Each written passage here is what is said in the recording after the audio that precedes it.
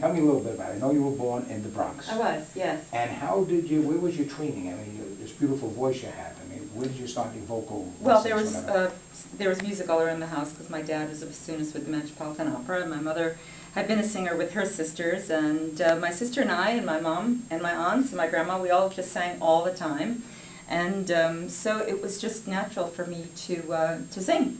And that's what my path was. When I was 5 years old, I was clear on my path because that's when I heard Ella Fitzgerald sing Gershwin, and everything else was just an imposition until I could get to my life. And your diction is impeccable. Oh, because thank I heard you. the word aunt, I didn't hear aunt. From the Bronx, it would have been a different. Yeah, studies yeah. There, right? Now, we have a little history together. I mean, you were with Paul Simon. I studied with Paul Simon, And what school was it? NYU. And NYU. Yes, Yeah. yes. I went to NYU for 1 year. It's the old joke. I'd never go to a college that would have me as a student, but I went anyway.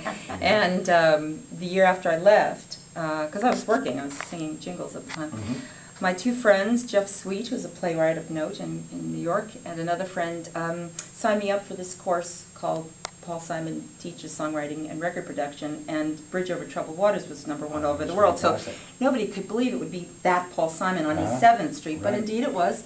And he auditioned everybody, and we had 10 of the strangest combination of young singer-songwriters in the class. You know, I had the opportunity to be with Paul and Carol King in her house when we were teaching Lil Weaver the Locomotions. Ah, you know? fantastic! I'm supposed to go to Dee Dee's shop, and Dee Dee's going to be with me in about 3 weeks from now. Wow.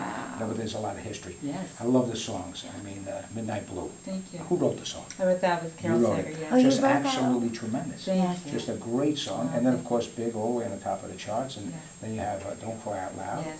which is another smash all the way Yes. to the top of the charts. And tell me about the smash disco song you had. Oh, you should hear how she talks about Yeah. you. Well, the unlikely Grammy Award. Yes, that was written for me by my friends Tom Snow and Dean Pitchford. And it was, in the early 80s when electronics was being introduced to record making, and so producers had lots of toys. And this song was the perfect vehicle for it.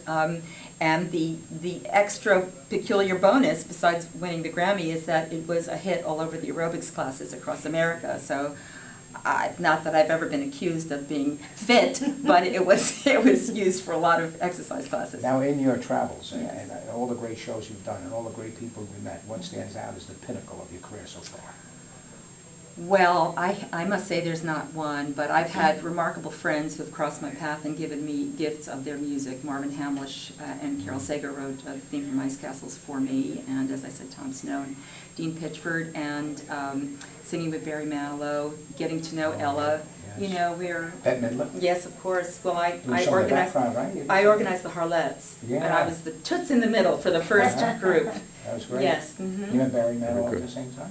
Barry and I were jingle singers at the same time, so I knew him before I met Bette. He introduced me to Bette, yeah. So that's great. We want to thank you very much. Thank for you. spending a little time. I My know you have to pleasure. get out there. I do, Do yes. some more